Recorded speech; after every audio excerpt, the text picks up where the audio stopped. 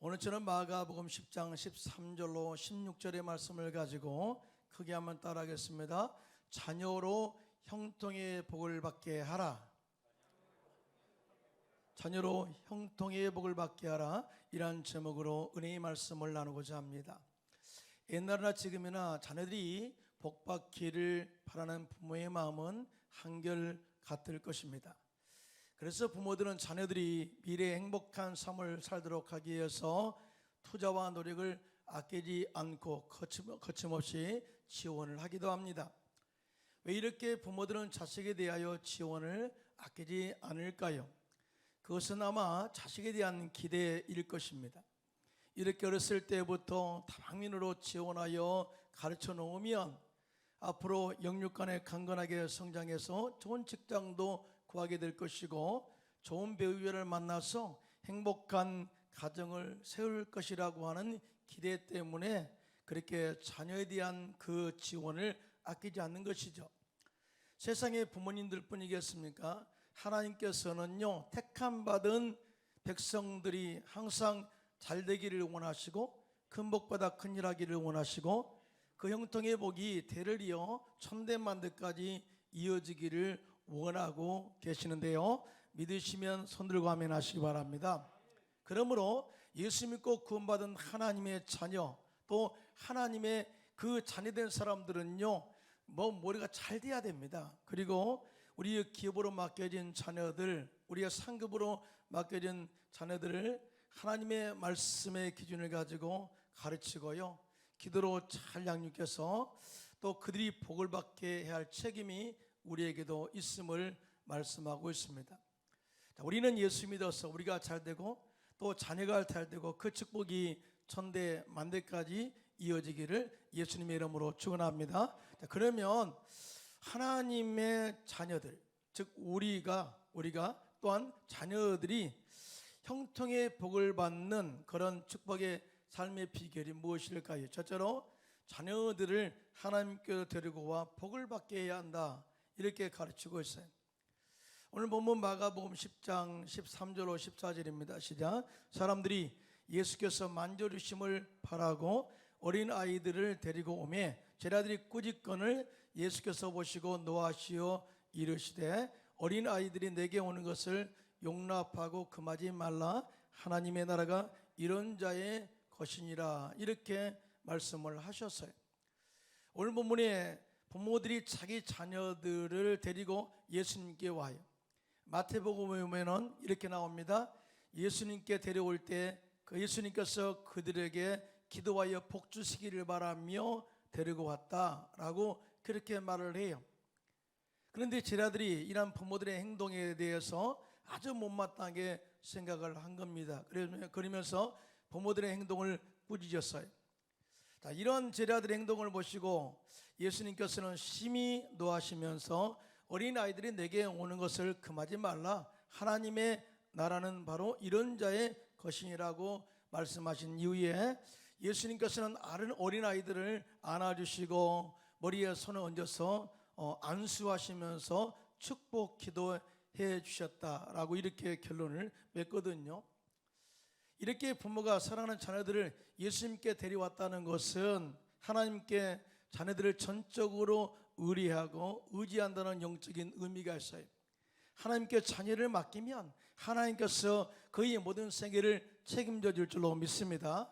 그리고 자녀들로 하여금 구원의 이 가치의 중요성을 알게 하고요, 축복의 근원이 바로 하나님께로부터 예수님께로 온다는 것을 알게 하기 위해서 그렇게 예수님께 데려온 것입니다.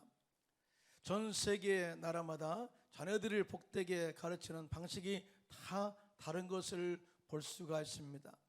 물론 이 견해, 제 견해입니다만은 다른 사람들은 똑같은 견해는 아니지만 제 입장에서 이렇게 나라마다 자녀들을 가르치는 양식을 이렇게 평가를 하고 싶어요. 우리나라 부모들은 자녀들이 어렸을 때부터 상대적 평가에 가치를 두는 것 같아요.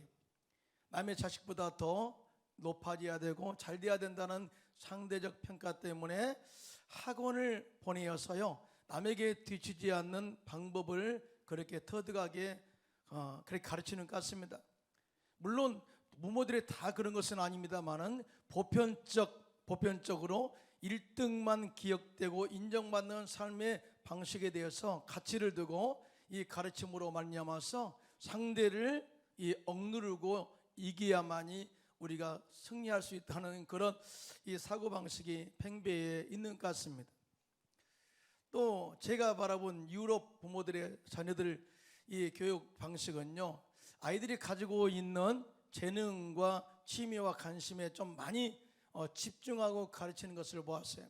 그래서 자녀들 스스로 자신들의 진로를 결정하게 하고 책임감 있게 자신들이 선택한 것에 대해서 책임질 수 있는 그런 이 마음을 갖게 하는 것이 유럽 부모들의 이 양육 방식이 아닌가, 내 나름대로 내가 보면서 생각한 것입니다. 또한 미국은 어렸을 때부터 도네이션, 즉 기부하는 삶의 문화 가치를 아주 중요하게 가르쳐서 힘들고 어려운 사람들, 그런 사람들을 돕게 하시고요, 돕게 하고, 또 어렸을 때부터 주식을 좀 사준대요. 그래가지고 스스로 주식을 사고 팔고 하면서 기업에 투자하는 가치를 또 배우게 하고, 그 안에서 부의 가치를 경험하고 경제적 흐름을 스스로 터득하게 하는 미래 준비성을 가르치는 게 미국 사람들의 양육 방식이라고 합니다. 물론 다 그런 건 아니에요. 그런데 전 세계의 상권과 권력을 잡고 있는 유대인들의 자녀 양육 방식은 축복의 근원 대신 하나님을 알게 하고 하나님을 인격적으로 만나 하나님의 도우심과 보호하심과 축복하심으로 영원한 형통의 삶이 하나님께 있다는 것을 가르치고 있어요. 그런데요, 이 유대인의 교육 방식은 가르치는 것이 아니라 삶으로 보여주는 거죠. 유대인들의 교육은요, 영아 때부터 시작되는데 애착관계로 양육한다고 합니다. 어린아이를 목욕시킬 때 말씀으로 수놓은 강보에 싸고 기도하면서 아이를 목욕시키고, 또 아기 때부터 엄마가 이 하나님의 말씀을 가르쳐서 스스로 암송하도록 그렇게 한다고 합니다.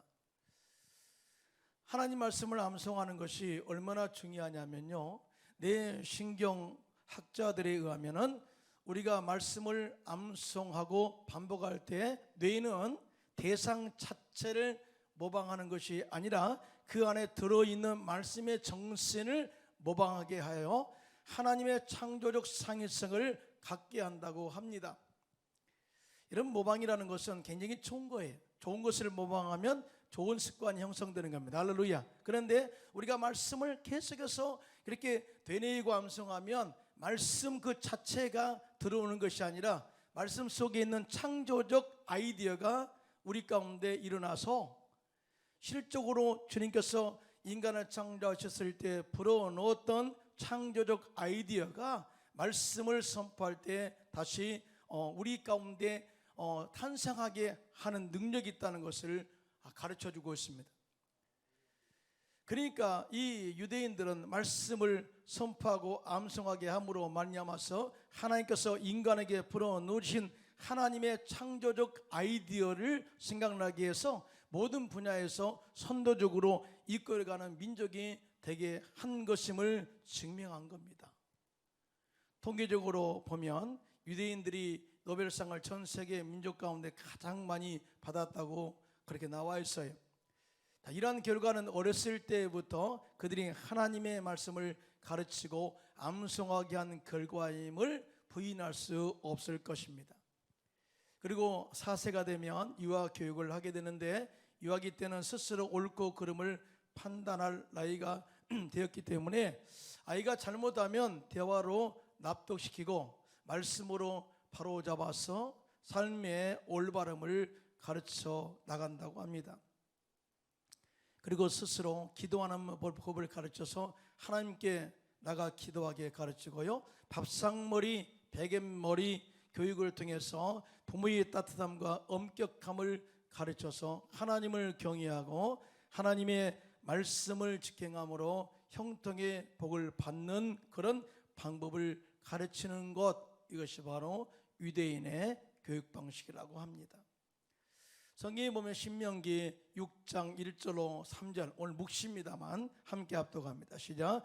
이는 곧 너희의 하나님 여호와께서 너희에게 가르치라고 명령하신 명령과 규례와 법도라. 너희가 건너가서 차지할 땅에서 행할 것이니 곧 너와 내 아들과 내 손자들이 평생에 내 하나님 여호와를 경외하며 내가 너희에게 명한 그 모든 규례와 명령을 지키게 하기 위한 것이며 또 내 나를 장구하게 하기 위한 것이라. 이스라엘아 듣고 삼가 그것을 행하라. 그리하면 내가 복되고 내 조상들의 하나님 여호와께서 내게 허락하심 같이 적과 꿀이 흐르는 땅에서 내게 크게 번성하리라. 이렇게 약속을 하고 있어요. 자, 이렇게 하나님께서는 택함 받은 백성들이 하나님의 말씀에 순종하고 말씀을 지켜 행함으로 말미암아서 그 형통한 축복이 그 대를 이어서 천대만대까지 영원히 흘러 넘치기를 원하고 있는 줄로 믿습니다.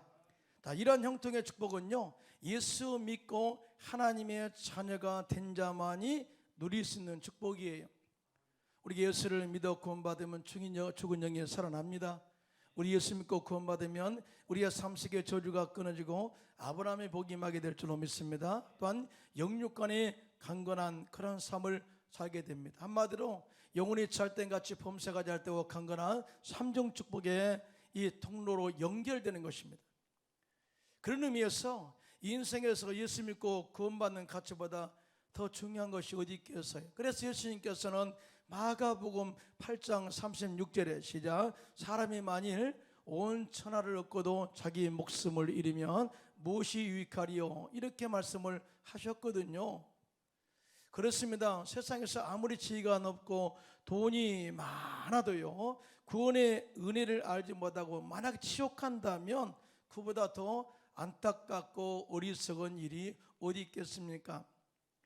그러므로 혹여 자녀들 가운데 아직 구원받지 못한 자녀가 있다면 예수 믿어 구원받게 하는 그런 은혜를 여러분들이 전해야 될 줄로 믿습니다. 또한 자녀들 가운데 또 교회를 쉬고 있는 자녀가 있다면 그대로 방치하시지 말고요, 자녀에 대한 사랑과 안타까움과 간절함을 가지고 강권하여 자녀들을 교회로 인도해서 하나님을 만나고 그의 삶 속에 약속된 형통의 복을 받도록 해야 될 줄로 믿습니다. 이보다 더 우선인 것은 없습니다. 빠를수록 좋습니다. 예수님 만나 믿고 구원받은 이 방법만이 죄로 인하여 하나님과 단절되었던 그 생명줄을 연결하는 통로가 되는 것이기 때문에 중요한 거예요. 예수님을 통해서 축복의 그런 되신 하나님과 축복의 줄이 연결되면 가문회에도 걱정이 없고 결실이 그치지 않게 되고 형통한 그런 축복의 열매가 주렁주렁 맺는 물된 동산의 가문이 될 줄로 믿습니다. 미국 아이오와주의 작은 마을 웨스트 브로치의 한 교회학교 교사가 길거리에서 놀고 있는 4명의 소년들을 만나 말하기를, 애들아, 오늘 너희들에게 아주 중요한 분을 소개해 주겠다 말하면서 예수님을 전했어요. 소년들은 그 교사를 따라 교회에 갔고요, 교사는 그들을 위해서 성경 공부반을 만들어서 열심히 가르쳤습니다. 소년들의 말씀 안에서 철저한 신앙 훈련을 받았고 건강의 믿음의 성장해서 모두가 다 마을을 떠나 각각 꿈을 향해서 다 나갔습니다. 교회 교사의 은퇴식 날 식장에 4통의 편지가 배달됐습니다. 한 통은 중국 선교사로부터 왔고요, 한 통은 미국의 연방은행 총재로부터 왔고, 한 통은 대통령 비서실장으로부터 왔습니다. 그리고 마지막 한 통의 편지 봉투에는 미국 제31대 대통령 후보라는 이름이 적혀 있었습니다. 편지는 이런 글이 적혀 있었습니다. 선생님이 그때 저희들에게 가르쳐준 하나님의 말씀을 통해서 역경을 극복하고 승리하는 삶을 살고 있습니다. 감사합니다. 이런 내용이었죠. 교사 스님이 전도한 길거리의 4소년은 예수를 믿어 구원받은 이후에 그들의 신앙의 이 꿈을 펼쳤어요. 또 뿐만 아니라 그의 삶 속에 하나님의 자녀로서의 정말 영광을 위한 정체성을 가지고 나아가서 미국과 세계를 움직이는 인물로 성장한 것입니다. 그를 위해서 어렸을 때 예수를 믿게 하고 말씀을 가르쳐 양육한다는 것은 생명의 씨앗을 심는 것과 같은 것입니다. 그러므로 자녀를 둔 부모가 나의 자녀가 미래에 훌륭하게 쓰임받기를 원한다면 제일 먼저 자녀들을 하나님께 데려와서 온전한 구원의 은혜를 체험하게 하고 그 심령 안에 말씀의 씨앗을 심어서 하나님의 창조적 비전과 꿈이 움트고 자라도록 해줘야 될 줄로 믿습니다.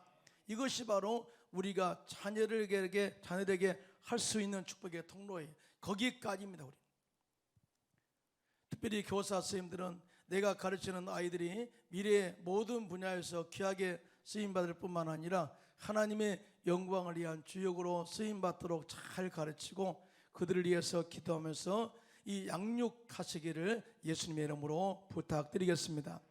더 나아가 우리 모두는 우리의 삶이 예배가 되고 예배가 삶이 되는 신앙생활을 통해서 자녀들로 하여금 우리의 삶 속에서 예수님을 발견하게 하고 예수님을 닮아가는 삶을 살도록 우리의 삶을 올바르게 살아야 될 줄로 믿습니다. 바울은 믿음으로 낳은 영적 아들 디모데가 그의 외조모 로이스와 그의 어머니 유니게의 신앙의 삶을 본받아 거짓 없는 믿음으로 성장했음을 칭찬했어요. 이에 대해서 디모데후서 1장 5절에 시작. 이는 내 속에 거짓이 없는 믿음이 있음을 생각함이라. 이 믿음은 먼저 내 외조모 로이스와 내 어머니 유니게 속에 있더니 내 속에도 있는 줄을 확신하노라고 말하면서 디모데 가문의 신실한 믿음의 전통이 이어지고 있음을 칭찬한 것입니다. 그러므로 우리 모두 자녀들을 하나님께로 인도해서 하나님 말씀으로 잘 양육하여 하나님의 보호하심과 축복 속에서 형통의 복을 누리도록 인도하는 저와 여러분 되시기를 예수님의 이름으로 축복합니다. 둘째로 하나님은 마음이 순수하고 청결한 자를 축복하십니다. 오늘 보면 마가복음 10장 15절로 16절 시작. 내가 진실로 너에게 이르노니 누구든지 하나님의 나라를 어린 아이와 같이 받들지 않는 자는 결단코 그곳에 들어가지 못하리라 하시고 그 어린 아이들을 안고 그들 위에 안수하시고 축복하시니라 이렇게 말씀을 하고 있어요. 예수님께서는 먼저 어린 아이들의 심성을 칭찬하시고 천국은 마치 이런 자들의 것이라고 말씀을 하셨어요. 그리고 제자들을 향해서는 이런 의미로 이 말씀을 합니다. 너희들도 하나님의 자녀로서 어린 아이와 같은 깨끗한 마음과 거짓 없는 순수한 마음으로 믿음 갖기를 원한다 라고 하는 말씀이 그 속에 포함되어 있는 것을 보게 됩니다. 사실 우리는 하나님의 자녀로서 우리가 먼저 순수한 신앙, 정직한 신앙으로서 하나님께 인정받고 복을 받기를 예수님의 이름으로 축원합니다. 자, 먼저 우리들은 어린 아이들처럼 마음이 청결하고 거짓이 없어야 함을 가르쳐요. 어린 아이들은 거짓말을 하기도 하고요, 마음이 청결하지 않는 것, 이 모든 행동들을 할 때도 있거든요. 그런데요, 이런 모든 행동이 후천적으로 부모들이나 어른들의 삶의 방식에서 배워서 형성된 것임을 알 수 있어요. 최근 TV 프로에서 성격적으로 삐뚤어 있는 어린 자녀를 올바로 세우는 솔루션, 이 프로그램이 있는데요, 금쪽 같은 내 새끼라는 프로. 자녀가 삐뚤어지고 부모의 말을 무시하고 부모에 대해서 고함 지르고 또 자녀 더 서로를 때리기도 하고 고집스럽게 자신의 주장을 굽히지 않은 모습들이 그대로 노출됐어요. 그런데요, 이런 장면을 보면서 부모들이 충격을 받죠. 아, 우리 자녀가 저래? 라고. 그런데요, 이런 어린 자녀들의 모든 행동은요, 부모와 어른들을 배우고 배운 것임을 알게 되었어요. 가만히 그 내용을 보면 그 자녀가 부모를 그대로 따라한다는 거죠. 그래서 그 아이의 잘못된 인격을 올바로 세우는 솔루션은 이 부모들의 생각과 행동을 보완하고 아이들과 서로 소통하면서 좋은 생각과 말과 행동을 보여주는 것이고 함께 교감하는 것이었어요. 근데 놀랍게도요, 부모들의 변화된 행동이 비뚤어진 아이의 삶의 행동과 변화를 가져왔고요.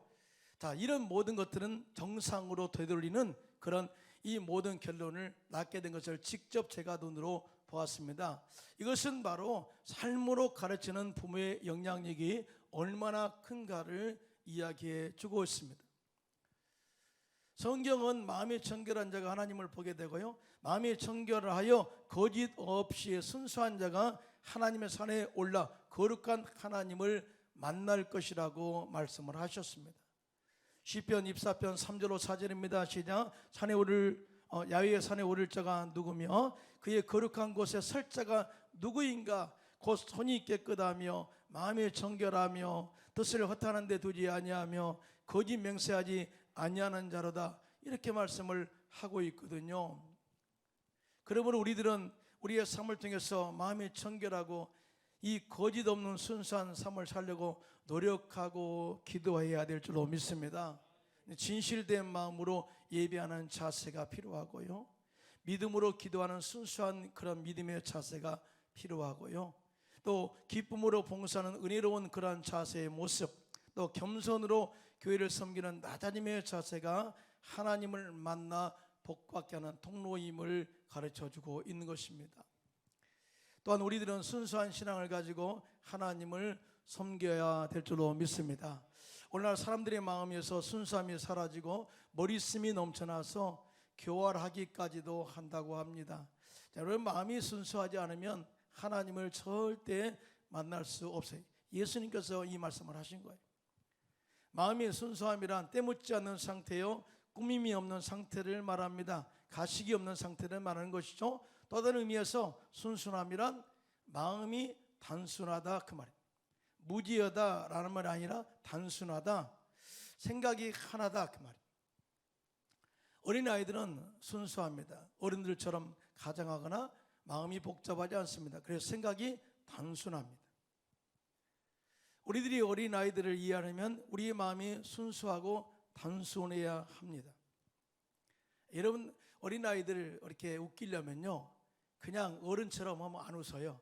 내가 어린아이가 돼야 돼요. 이렇게 해야 아이가 웃어요. 내가 어린아이가 돼야 그대로 그걸 이해해요.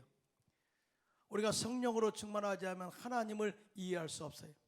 다시 말해서 우리가 순수하고 정직한 마음이 아니면 거룩하신 하나님을 만날 수 없고 약속하신 축복을 받을 수가 없음에 대해서 이야기를 하고 있는데요, 우리 역시 어린아이들처럼 순수하고 꾸밈이 없는 단순함으로 하나님께 나올 때 하나님께서 약속하시는 복을 허락할 줄로 믿습니다. 자, 이렇게 마음이 정결하고 순수한 마음을 가지고 예수님을 찾아온 아이들을 예수님께서는 안아주시고 머리에 안수하시고 축복해 주셨어요. 먼저 예수님께서 아이들을 안아주시고 허깅하시면서 당신의 순수한 사랑을 표현했는데요, 이런 행동들은 동시에 우리들에게도 그렇게 자녀들을 안아주고 허깅하면서 순수하게 사랑의 표현을 하라는 행동 사인임을 알 수가 있습니다. 여러분, 사랑은 행동으로 하는 겁니다. 여러분 동의하시면 아멘. 하나님 우리 인생들을 사랑하셔서 직접 육신이 옷을 입고 이 땅에 오셔서 십자가의 죽으심으로 우리에 대한 사랑을 확증했다고 그랬어요. 그런데요, 이 또 놀라운 사랑이 아이들에게도 그대로 행동으로 나타났어요. 부모의 사랑을 받는 자녀는 절대 악한 길로 가지 않습니다. 부모의 품 안에서 사랑받고 자란 아이는 영육간에 건강하게 자라게 될 줄로 믿습니다. 그러므로 자녀들을 만날 때마다 안아주시고요, 허깅하시고요, 내가 너를 사랑하고 축복한다 하고 짧게라도 꼭 축복 기도해 주시기를 예수님 이름으로 부탁합니다. 이렇게 부모의 사랑받고 성장한 아이는 건강하게 자랄 뿐만 아니라 그 경험한 사랑을 가지고 실천해. 내가 경험한 사랑을 가지고, 우리가 믿음도 아는 만큼 성장한다고 하지만은 사랑 실천도요, 내가 사랑을 경험한 만큼 실천해요. 이렇게 내가 경험한 사랑을 실천함으로 인해서 후에 많은 영혼들을 회복하고 살리는 데 축복의 통로가 될 줄로 믿습니다. 본문의 예수님께서는 부모들이 축복 기도해 주기를 바라고 데려온 아이들에게 예수님께서는 그들을 안아주시고 안수기도 하시고 축복해 주셨어요. 자, 그런데요, 이 마음은 하나님 아버지의 마음이 예수님께서 어린 아이들을 복 주시기를 원한 것처럼, 안수기도 하고 축복하기를 원한 것처럼, 하나님께서도 하나님의 자녀된 우리들이 복 받기를 원하고 영원히 형통하기를 원하고 있는 줄로 믿습니다. 민수기 6장 24절 27절입니다. 시작.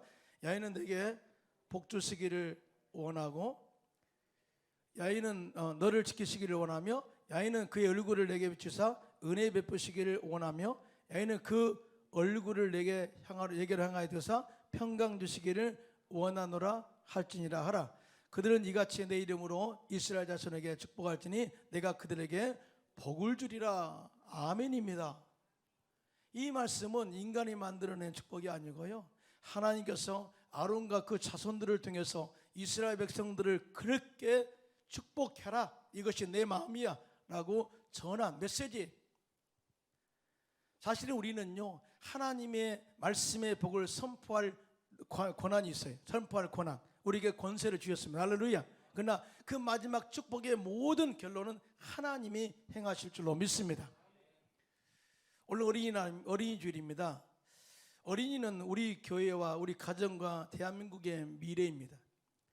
그럼 우리는 이들을 말씀과 기도로 잘 양육하고 성령의 충만함으로 지혜를 얻게 하고 세계 속에서 하나님의 영광을 위해서 거기에 쓰임받도록 도와주는 저와 여러분 되시기를 예수님의 이름으로 축복합니다.